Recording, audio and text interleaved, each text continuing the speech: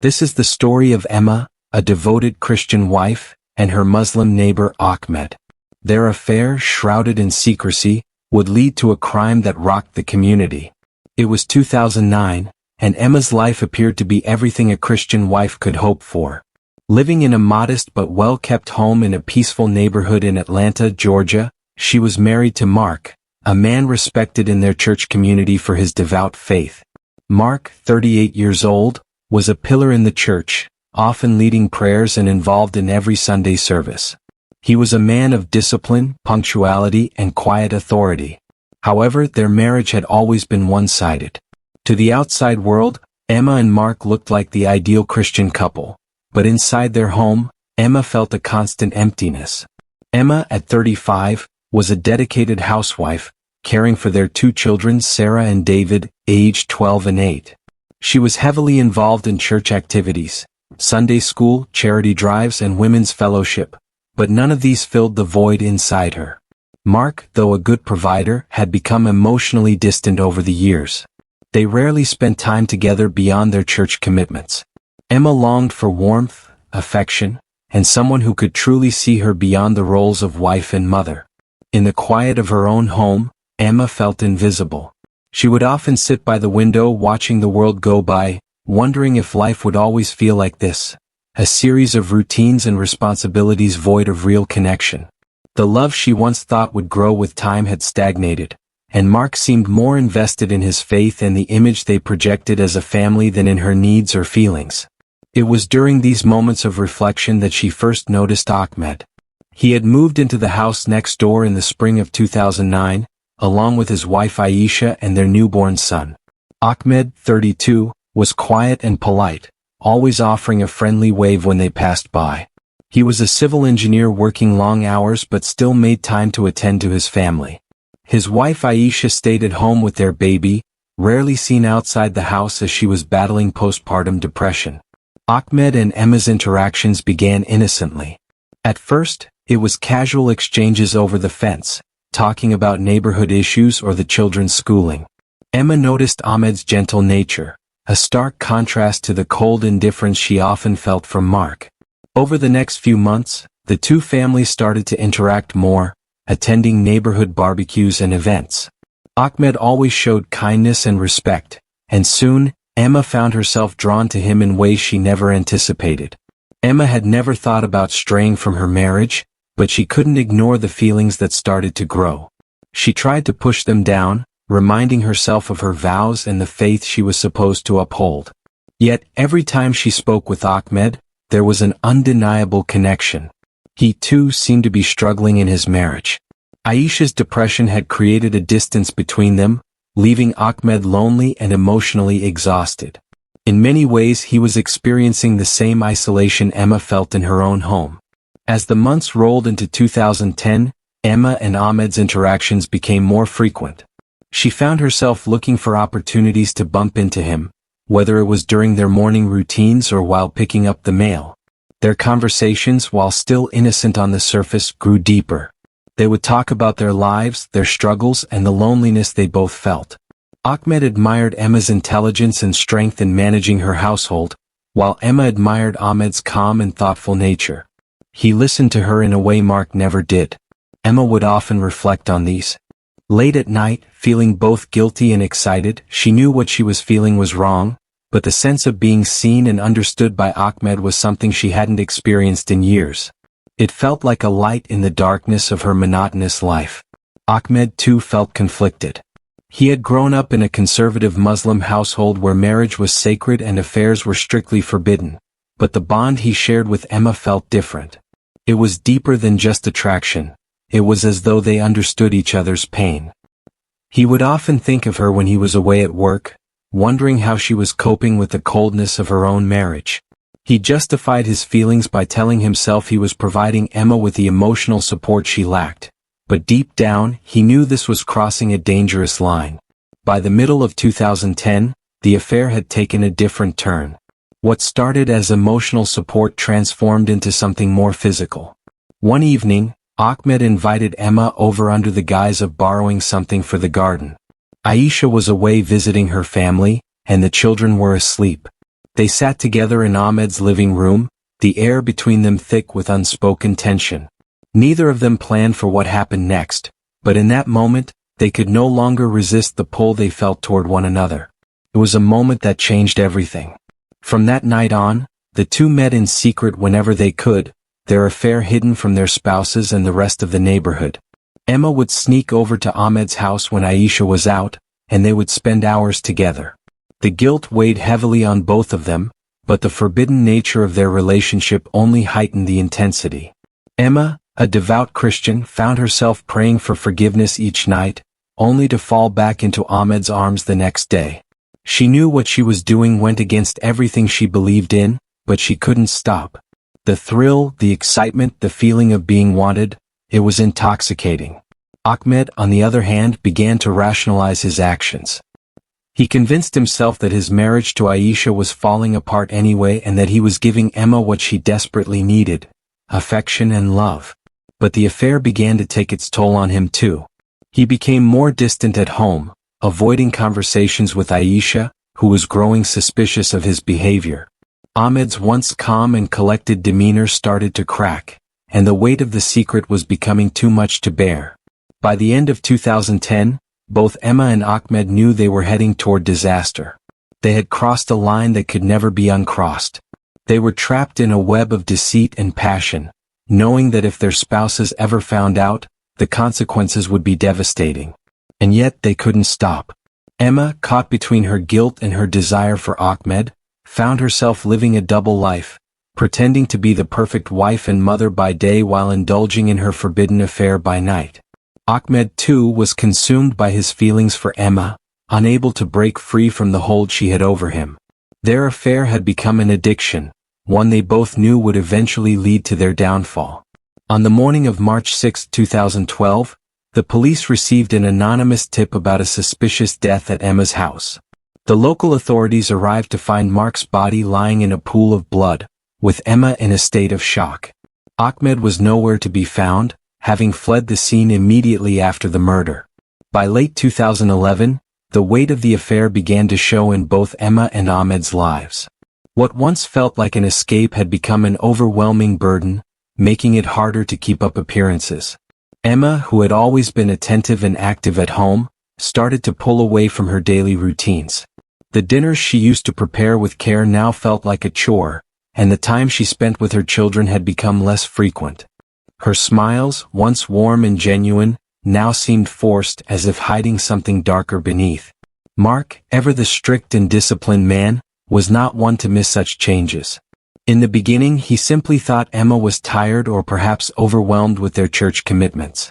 But as the months passed, he couldn't shake the feeling that something was off. He noticed her coming home later than usual, claiming to have been at church meetings or running errands. Sometimes she would avoid his gaze or offer vague explanations when he questioned her about her day. Mark's suspicions started to grow, though he chose not to confront her right away. He believed that, as a man of faith, he could handle any marital issue by praying for guidance and seeking counsel through the church. Meanwhile, in Ahmed's household, the situation was becoming equally tense. Aisha had always been sensitive to Ahmed's moods, and over the past months, his behavior had become increasingly erratic. He was distracted, often leaving the house at odd hours, claiming work or errands as his excuse. Aisha, still battling her postpartum depression, felt more alone than ever. She would try to engage Ahmed in conversations about their marriage, but he would either dismiss her concerns or shift the blame to her, accusing her of not being present enough as a wife or mother. The arguments grew more frequent, and the calm that once defined their household was quickly unraveling. By early 2012, the strain of maintaining their secret relationship was becoming too much for both Emma and Ahmed. Emma's guilt gnawed at her relentlessly, especially on Sunday mornings when she sat in church listening to sermons about faithfulness, sin, and judgment. Her Christian upbringing had instilled in her a deep fear of eternal damnation, and now she felt like she was living on the edge of it. Every time she looked at her children, she thought about the lies she was telling them, and every time she saw Mark, she feared he would see through her facade. Ahmed too was feeling the pressure. His faith had always been important to him, and though he was not as devout as Emma in terms of outward displays of religion, the teachings of Islam weighed heavily on his conscience. Adultery was not just a sin but a betrayal of everything he stood for. Still, every time he thought about ending the affair, the thought of Emma's absence seemed unbearable. It was as if they were both trapped in a cycle of desire, guilt, and shame, unable to stop despite the clear consequences looming over them. In February 2012, things reached a boiling point. Aisha, tired of Ahmed's evasiveness, confronted him directly about his behavior. She had noticed how he seemed distant and emotionally absent, and the lies he told were starting to unravel. Ahmed denied everything, blaming his work and the stress of the new baby, but Aisha was not convinced, and the tension in their marriage grew stronger.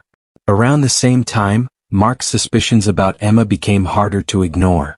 He started paying more attention to her actions, noticing how she seemed distracted even in the smallest conversations. She had become so consumed by the affair that she was no longer able to keep up the facade that once allowed her to live her double life.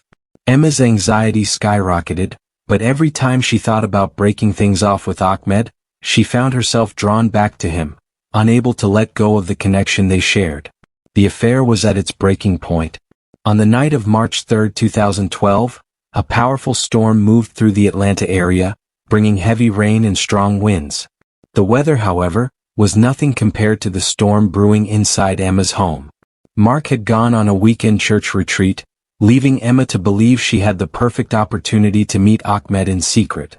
She had planned the night meticulously, ensuring that the children would be at her mother's house and that no one from the neighborhood, no one would suspect a thing. But fate had other plans. Mark, for reasons unknown to Emma, returned early from the retreat. Perhaps he had grown too suspicious, or maybe something had unsettled him during his time away. Whatever the reason, he entered their home unannounced, walking in on a scene he could never have imagined.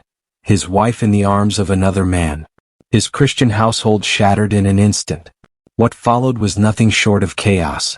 The rage that overtook Mark was immediate and fierce. Without thinking, he lunged at Ahmed, grabbing the closest object, a kitchen knife that lay on the counter. The fight was intense, filled with anger, betrayal, and desperation. Emma, frozen in shock, could only watch as the two men struggled. In the heat of the moment, Ahmed managed to wrestle the knife from Mark, but the momentum of the fight sent it plunging into Mark's chest, twice. The silence that followed was deafening. Emma's scream cut through the quiet, her hands trembling as she stood over her husband's lifeless body.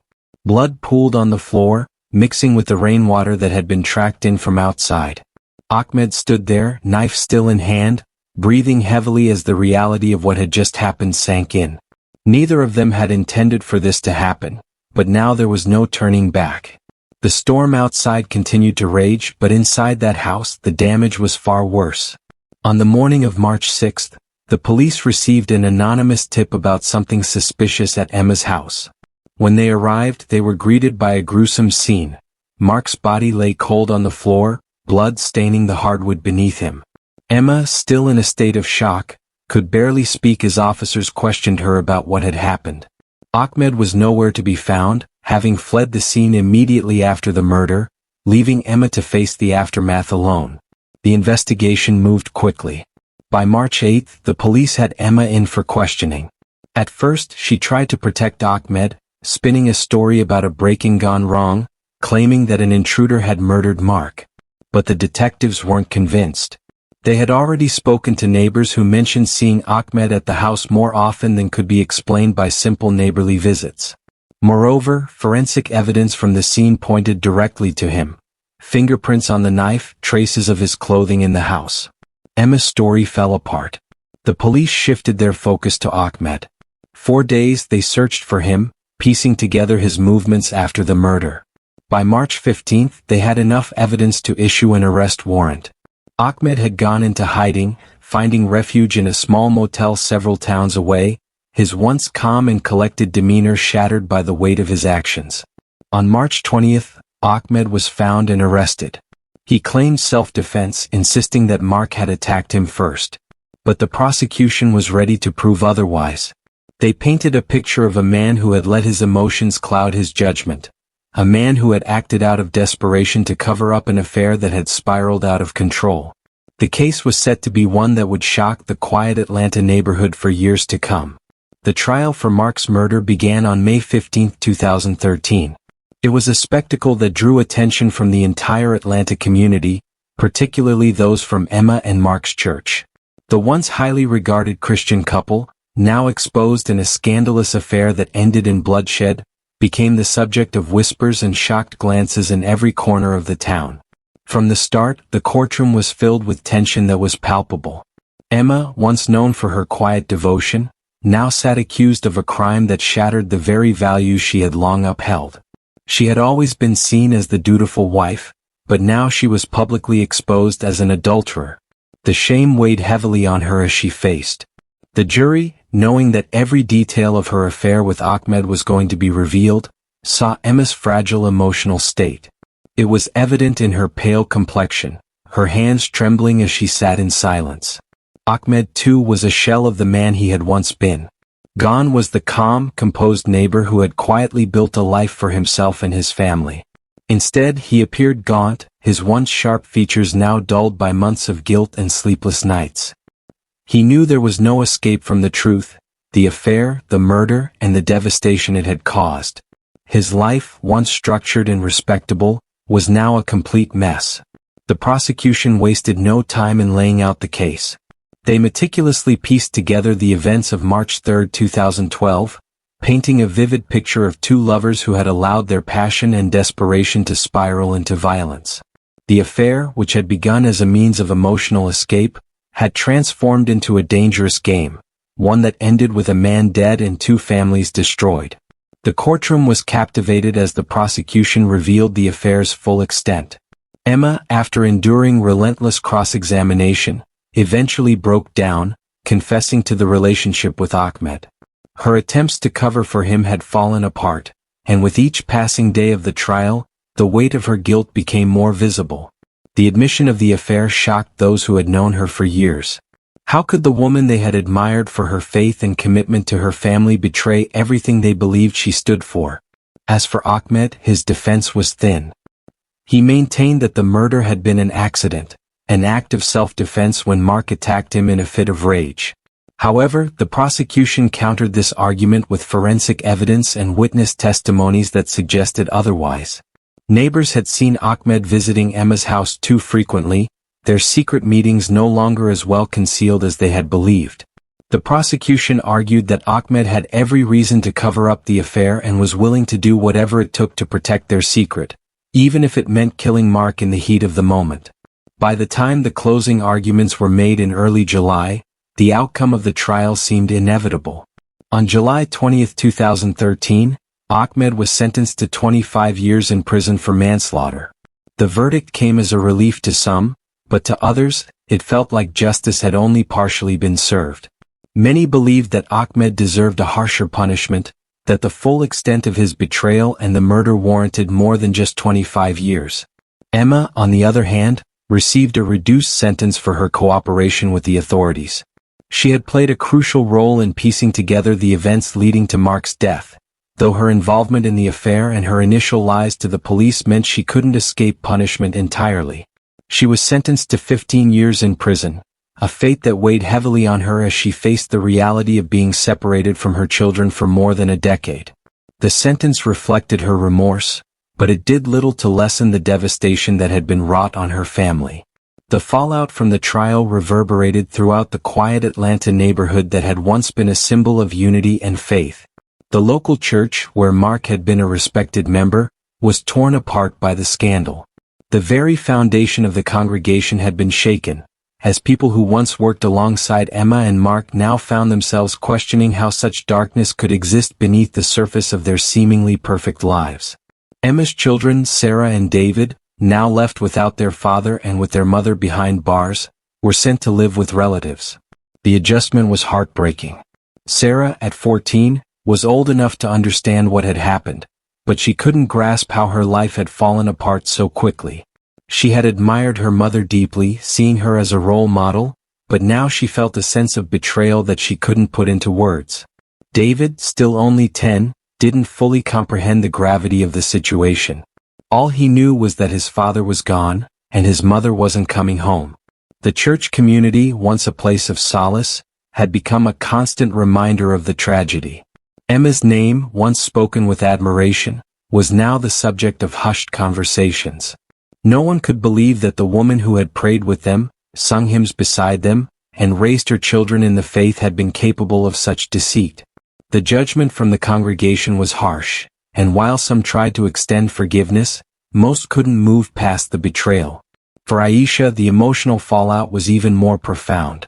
Betrayed by both her husband and the woman who had once been her friend, Aisha packed up her belongings and left the neighborhood soon after the trial ended. She took their young child with her, leaving behind the life she had built with Ahmed.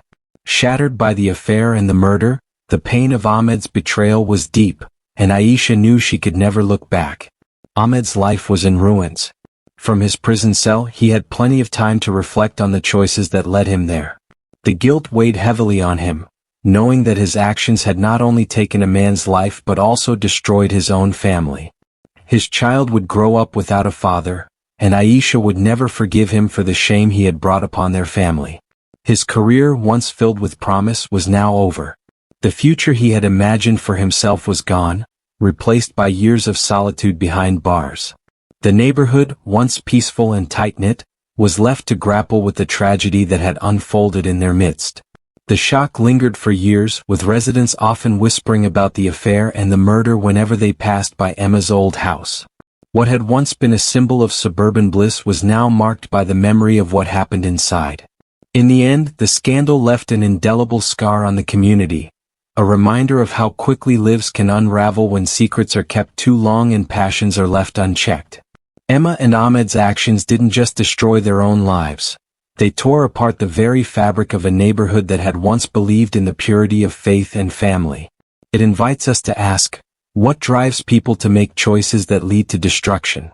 How do love, guilt, and desperation culminate in murder? If you like this story, you'll definitely enjoy the case of the housewife whose affair with a priest shocked the community. Also, don't forget to like and subscribe for more incredible crime stories.